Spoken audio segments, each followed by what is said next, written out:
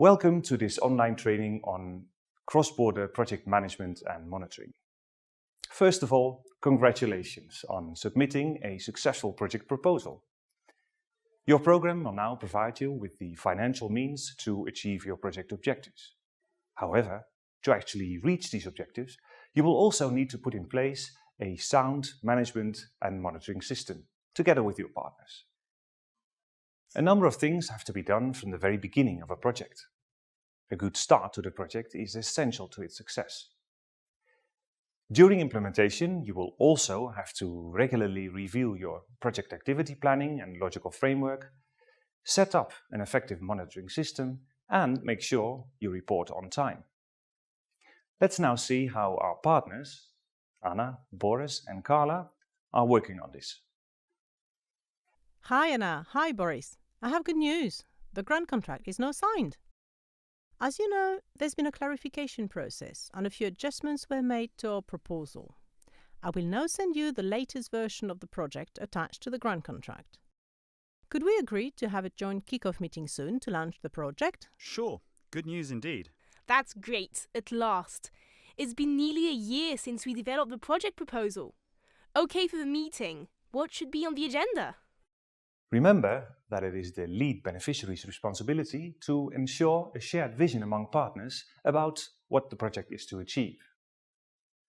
During project development, this may have been clear, but it often needs to be emphasized again when the project starts.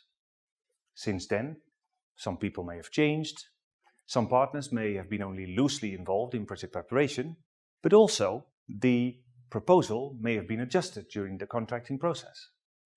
Additionally, the lead beneficiary should make sure that all partners understand clearly the rules applicable to the project, such as the cost eligibility rules, and in particular the procurement and visibility rules. Gathering all partners in a kick-off meeting is a necessary team-building exercise and a good way to encourage this co-ownership of the project, but also to agree on how the provisions of the grant contract and the partnership agreement will be put in practice. This meeting allows to check that partners share the same understanding of project expected results, review activities, expected outputs, indicators and assumptions, review and confirm the exact roles and responsibilities of each partner organization, agree monitoring and reporting obligations and procedures, ensure a shared understanding of the budget, financial obligations, financial flows and eligible costs, agree internal and external communication, review the work plan and agree the next immediate steps, and finally, appoint an overall project coordinator and allocate tasks and responsibilities to all team members. Lots to put on our agenda. First of all, we need good awareness within our organizations that we're implementing this project, in particular at top management level. And we need to get formally appointed as project managers. Also, we should identify who will be dealing with the project's financial aspects. Maybe we could involve the financial managers in the kick-off meeting and brief them on the program rules. Good idea. We will have the grant contract and last version of the project application translated, so it will be easier to raise awareness of the project and its rules within our regional council before the meeting. I'll share the translation with you, Anna. Thanks, Boris. So, now that the contract is signed, can we start the activities? Be careful. The date of signing the grant contract is often not the same as the project start date, which could be several months later. The start date is indicated in the contract, so make sure that all partners are well informed about it and do not start activities too early, which could generate ineligible costs. In some partner countries, the project will also have to undergo national registration procedures, and this should be taken into account when planning the project start. Okay, now let's see if some further adjustments are needed. If so, we would have to inform or request authorization from the program as early as possible. We should review our project assumptions and see if any new risks have appeared. Let's put this in a matrix. Has there been any change to the project external factors or in your organizations since the proposal was drafted? Well, our previous assumptions are all still relevant, but signature of the grant contract, was later than anticipated. As a result, the prices for the equipment and services to be purchased have increased slightly. There's also been some changes to the regulations on water protection, but this is positive. The discussion among partners on the project context could lead to decisions to adjust the project planning, for instance, to reallocate resources or to change the division of tasks among partners, if necessary. This is possible as long as it doesn't change the objectives of your project and your program managing authority or joint secretariat have no objection to it, based on your contract requirements.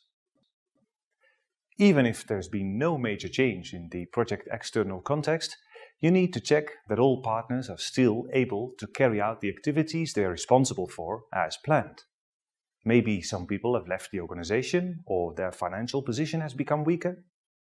It is important to do this review not only during contracting or at the project start, but also regularly during implementation, in particular before each reporting to the program. After all, the project context may evolve and the activities would need to be adapted to still deliver the project results as planned. When the initial adjustments have been made, it is time to set up a good monitoring system to make sure you'll be able to keep track of how the project is progressing in terms of resource use, the implementation of activities, the delivery of outputs, the achievement of results, and the management of risks. You need a systematic and continual collection, analysis, and use of management information, both at the level of each partner and at the overall project level, to support timely and effective decision-making. You may have already included monitoring activities in your project proposal or planned an evaluation. The added value of the evaluation is that it looks into why the expected results are being achieved or not, while monitoring mostly gives information about where the project is at any given time. Even if you had not planned an evaluation in your proposal, you may still want to consider including one during implementation in order to find out about some important aspects for project success. Okay, I see that we need to know whether we're on track, not only for the part each organization does, but overall. Well, we have already defined joint indicators in our log frame, and we'll monitor regularly their current value. What else do we need, and how can we organize the collection, analysis, and reporting of the useful information? Well, we need the monitoring information system to provide reliable, relevant, and timely information. We could set up a shared internet-based information tool, including the control of deadlines, activities, outputs, and indicators, using available project management software such as Basecamp or Slack. I could also see with our IT support to create a joint data dashboard for the project. In any case, we should make sure this includes the key information that the program requests for its own monitoring system, so that if there are questions from the program on where we stand, I will always be able to tell them. I will provide you with a template for the monitoring tables to be updated on an ongoing basis and latest every month. Is this okay with you? Yes, Carla. Okay, I understand this is needed. For sure, the easiest will be to update the information after each event or activity.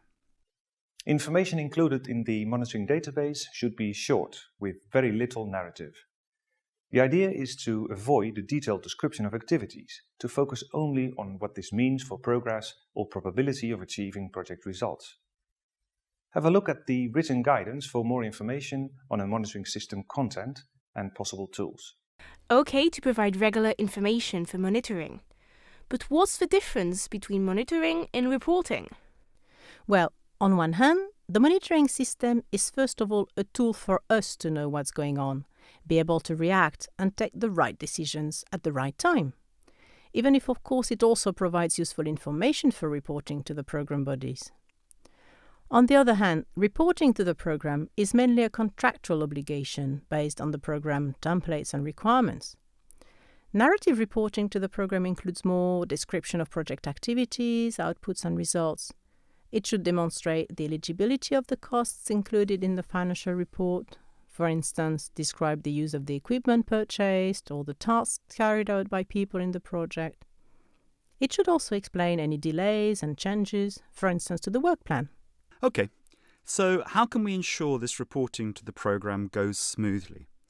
We should probably make the collection of information for reporting part of our working routine. Yes, indeed. It is particularly important to fill in timesheets for each staff member every month, but also to systematically write minutes of project meetings, to prepare mission reports, or during events to gather signed lists of participants and take photos. All documents that can demonstrate the project activities and justify the costs.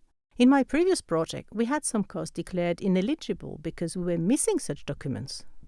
I think the easiest would be to agree on some internal reporting instructions, so it's clear also how often we report internally and on which formats, which documents we keep and which ones we transfer to you, Carla. And remember also that partnership is a core component of the project. Explain in your report to the program how project implementation is coordinated and how activities from different project partners are building upon one another to produce project results. Also make sure that the narrative report is easy to understand and that the information included is consistent with the financial report, so that it can be quickly verified by your program without any further requests for clarification that might delay your next payment. Talking about money, let's see more on financial management in our next video.